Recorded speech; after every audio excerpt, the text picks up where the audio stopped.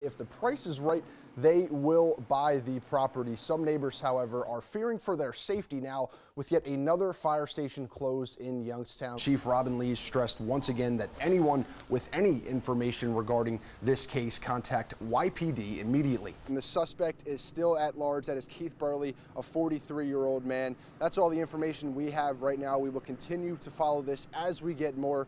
But for now, from the police barracks in Newcastle, I'm Vince Coll, First News This Morning. 80 West right now in Liberty, right off the Route 11 ramp, but no traffic is stopped from this. But this is just a telltale sign of how dangerous and slick these roads can be this morning. I am right outside of America Makes this afternoon, and the reason the NFL chose America Makes to be in this initiative is because they are one of the nation's leaders in 3D manufacturing. And the idea, take what you need, leave what you can. And this is the third location, so I'm going to put on your screen now the other two locations that these boxes are. It would not be Christmas Eve without Larisha's for, as you can see, this many people in line here. Second half, Warriors go play action. Hayden Gibson rolls out to find a wide open Dakota King. Guerrieri on the option, keeps it himself up the middle, cruises in from 7 yards out. And I talked to one student who woke up this morning with no idea that her world would soon become a lot clearer.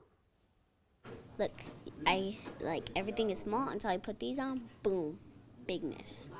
It's hard to believe plastic and glass can turn a room from this to this. For Paul Bunn Elementary Schooler Asia Hines, this is her first time wearing glasses. I look so pretty. Believe it or not, across the country, there should be even more of these reactions. More than 50% of children who fail a vision screening never get an eye exam. There are many reasons why children do not get exams if they fail screenings. The most common is access. Optometrist Sergel Erzurum is also the co-founder of Sight for All United. This week, students from schools in Liberty and Youngstown received a free pair of custom prescribed glasses. Erzurum says the program started after she took a look at the childhood poverty rates in Ohio. And where there is higher poverty, there's less access for care. By reducing the barriers for their access to care, we're able to help deliver it.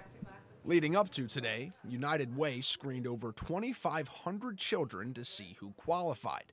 Then, opticians from Eye Care Associates came on location to hand the glasses out.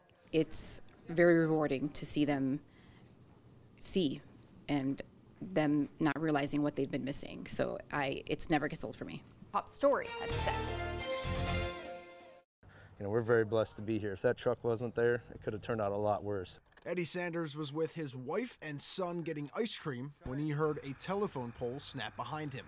And as I turned to my right, I seen there was a red F-150 parked here going north and south, and I seen the red F-150 coming at me. So we all kind of shoved towards the building to get out of the way.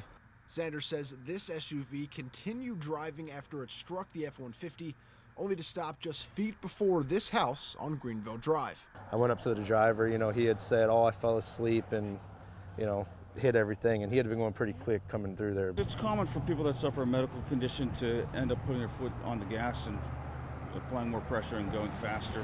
State Trooper Michael Wilson said a great tragedy was avoided today, and you never know when a car can go off the road. He says people should use this as a learning lesson when going out with their kids. If these kids were just running around wild, they could have been struck in the parking lot. And thank goodness these parents had a keen eye on their children so that this was avoided. That didn't happen to them. The accident caused minor injuries to 8 pedestrians. The driver of the SUV was immediately brought to the hospital, then released in stable condition. The crash is still under investigation. In Johnston Township, Vince Coll, 33 WYTV News.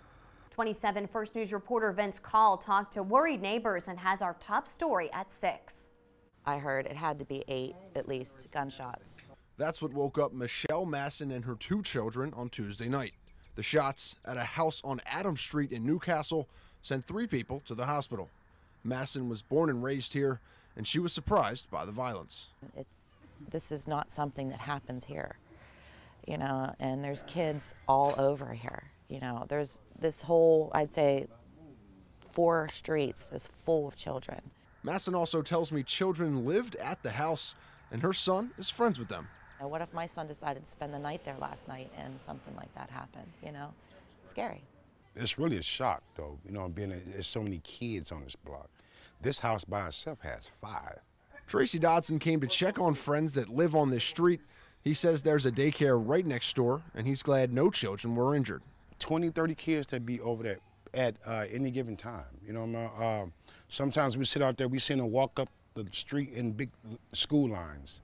You know, they do activities, they play games. As police collected evidence today, they weren't telling neighbors much information, but those neighbors hope they don't see anything like this again. In Newcastle, Vince Coll, WKBN 27 First News. If you were at the Canfield 4th of July parade and heard these bagpipes and these drums, you may be surprised by who's playing them. Local police, fire, and emergency medical service members all together as Steel Valley Pipes and Drums. All right, let's circle up. It all started when Canfield firefighter Derek Sullivan and Ohio State Trooper Steve Murphy met at the scene of an accident. He said, "Do I see you playing the bagpipes here and there?" And I said, "Yeah," and he plays the bagpipes, and we kind of like exchange information. The two were tired of lugging their pipes to Pittsburgh or Cleveland to play in a pipe band, so they made their own. I called Derek one day. I said, "You know, do you want to start a pipe band, a police and fire team pipe band?" And he was all on board, and we had a meeting. And February of 2018, Steel Valley Pipes and Drums was founded. You can hear Steel Valley in parades, festivals, fundraisers, birthday parties, and more. The group is always accepting new members, and although experience is preferred, none is necessary. We have instructors that will come down, and you know, with social media and Skype and all that, you can do lessons online. So the possibilities are endless for the band at this point. If you want Steel Valley at your next event, requests are welcome on their Facebook page. In Canfield, Vince Coll, WKBN 27 First News.